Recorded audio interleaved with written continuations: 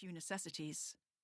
When I next look back at the vast, towering house that rises like a fortress against the sky, I see it for what I now think it is, a place of danger and of dishonest murmurings.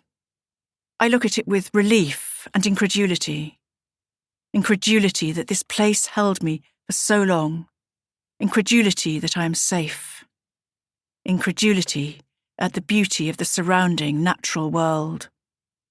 It is so good, safe, safe, safe. I am safe, I keep repeating to myself, as though I cannot quite grasp or get used to the idea. My voice peters out. I halt again near the lodge, close to where the gravel drive meets the country road, and look back, one last time, at the now toy-sized Gothic spectacle. How small and powerless the house looks at 200 yards. How foolish and flimsy. Like a cutout against the beauty of the infinite moonlit sky. Relief surges through me, and I breathe and turn finally,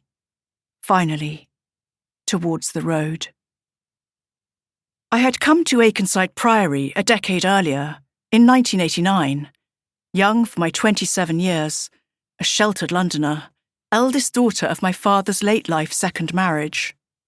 We 3 children were his second 11, the strawberry blonde batch born to an unconventional woman younger than his first daughter. I was more strawberry than blonde, a faded redhead, and easily emotionally exhausted. Life was febrile in our bohemian family home in Islington, as my parents were ill-matched, not only by virtue of the age gap. My mother was beautiful, not just to our indulgent and familiar eyes, but to everyone's. My sister Frankie and my brother Rob were striking in youth too, all of us echoing at least some aspect of our Nordic mother's sculpted looks. My father, bespectacled and grey-haired, was Professor of Fine Art at UCL and had painted her at the height of his powers. But after that, nothing went right, and neither of them made the other happy. It was a stormy marriage. We children grew up in the firing line, ducking and dodging, taking the odd bullet, anxious to keep both our very different parents happy. We were programmed to be polite. Tiptoeing around my mother, we lived in an atmosphere of simmering emotion, an environment in which eruptions could occur at any time. Mum took out much of her frustration on my introverted sister in more subtle ways than flying bullets, unwittingly unkind words that caused Frankie to become what grown-ups called withdrawn. Mum had had childhood traumas of her own, including parental abandonment, and no model of family life on which to base her own maternity. Sadly, she did not know her own unruly power, nor own up to and resolve her manifest unhappiness. She was fire to my father's more gentle ice. My brother Rob became strategically cool and just a touch aloof. Childhood illness, stoically endured, gave him resilience.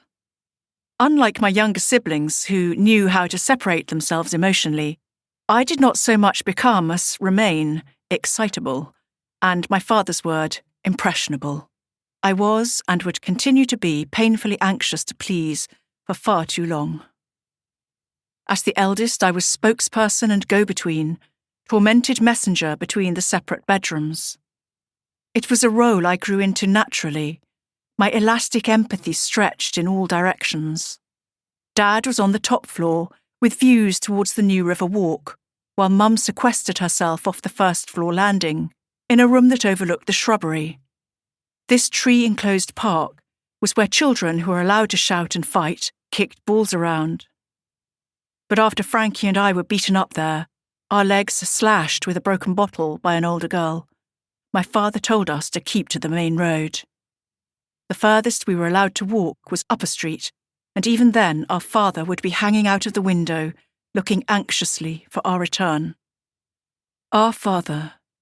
He cared for us until it wore him thin, and most of his hair dropped out, and his grey flannel suits became loose. A doting grandfather of a dad, intent on compensating for what my impractical mother lacked, and for what he dropped us in, the consequence.